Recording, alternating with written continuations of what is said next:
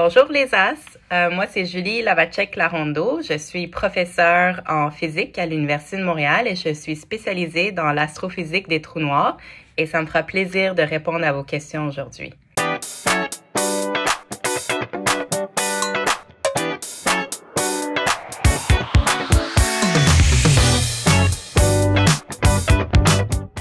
Salut les As! Cette semaine, pour les As de l'entrevue, on parle d'un sujet qui, personnellement, me passionne.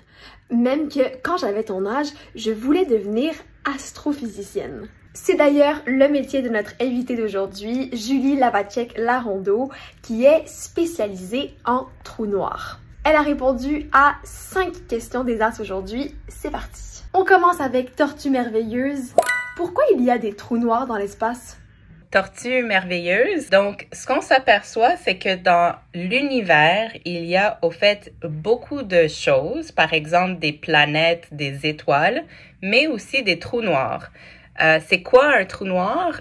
C'est comme une boule, donc imagine comme un ballon de soccer, mais ce qui est vraiment spécial des trous noirs, c'est qu'ils ont une immense gravité.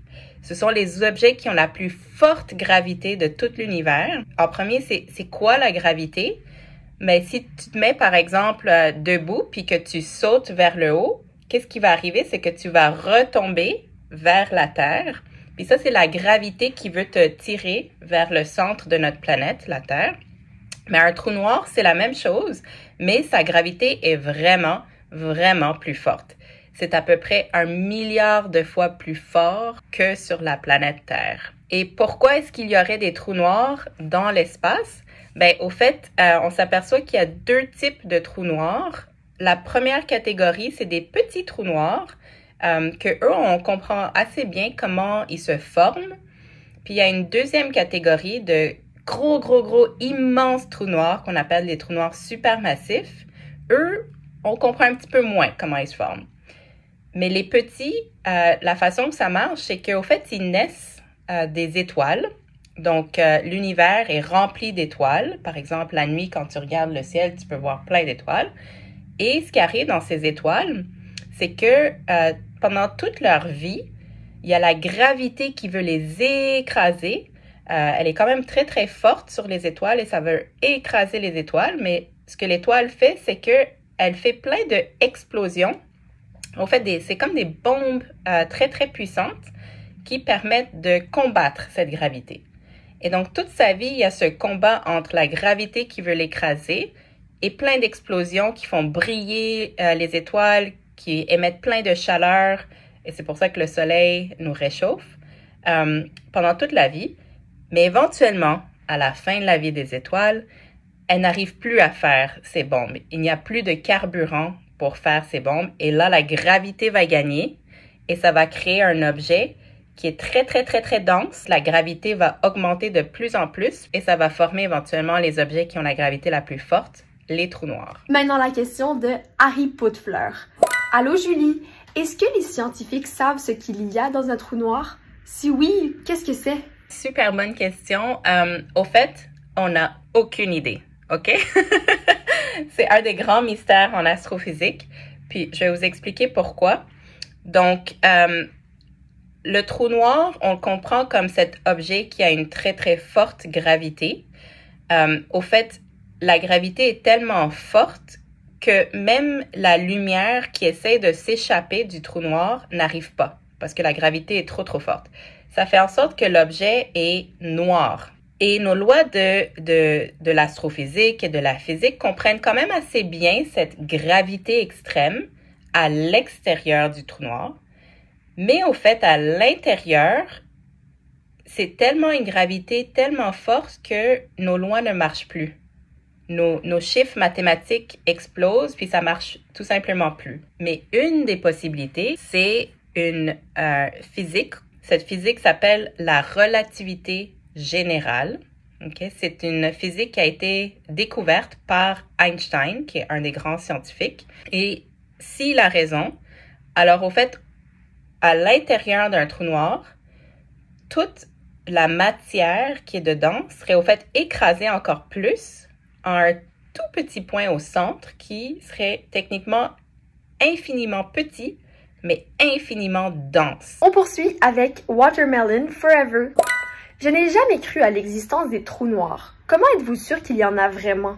Comment est-ce possible d'étudier les trous noirs? Les technologies ont-elles déjà réussi à en voir? Alors, Watermelon Forever, je veux dire que 100% ils existent, puis la façon qu'on les étudie, puis qu'on sait qu'ils existent, il faut s'imaginer cette boule noire qui est noire parce que, au fait, même la lumière n'arrive pas à s'échapper, mais elle a tellement une gravité extrême que tout ce qui s'approche du trou noir va ressentir cette gravité.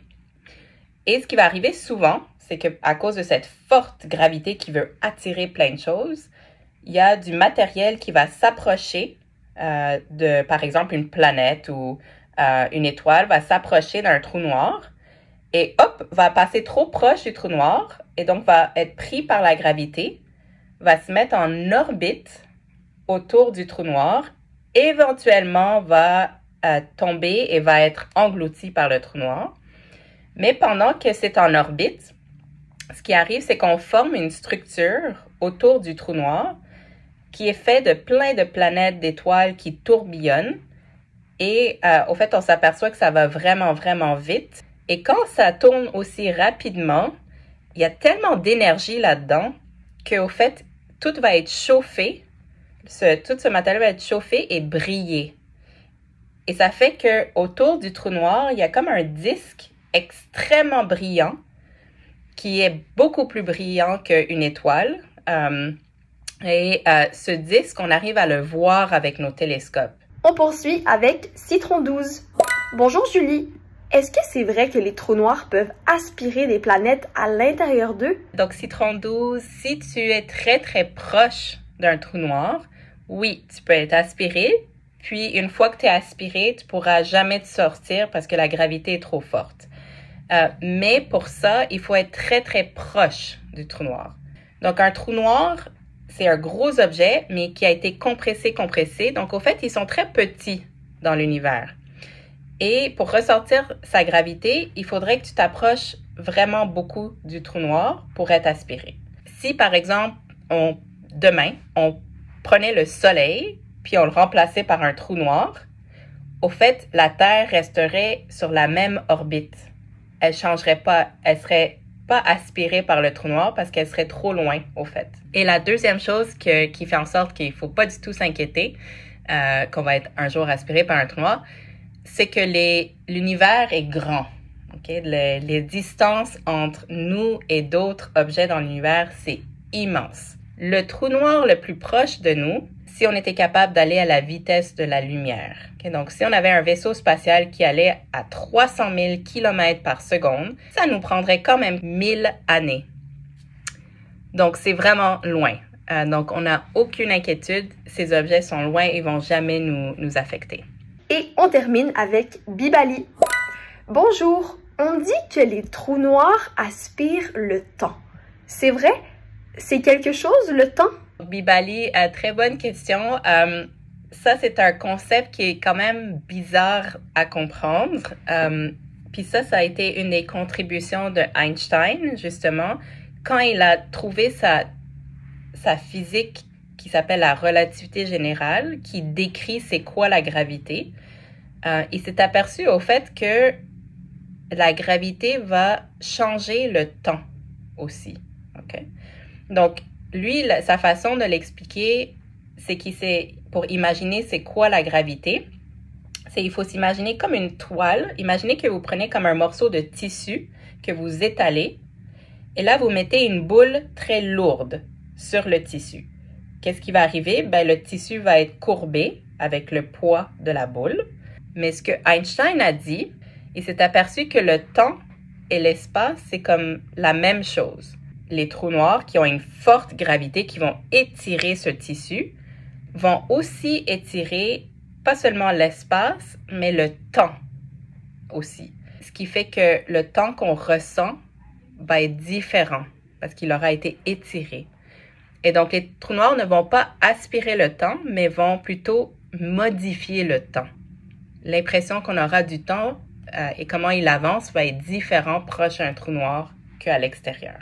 La relativité a été découverte en 1915 et elle prédisait clairement que la gravité va modifier l'espace et le temps. Et au fait, on arrive à le mesurer si on met une horloge à la surface de la Terre qui ressent la gravité de la Terre versus une horloge qui est dans l'espace, qui est trop loin de la Terre et qui ne ressent pas sa gravité. Alors, le temps va être différent. On le mesure sur les horloges. Merci beaucoup pour vos super questions. Ça m'a fait un grand plaisir d'y répondre. Et continuez à poser des questions. N'hésitez jamais. Bye tout le monde!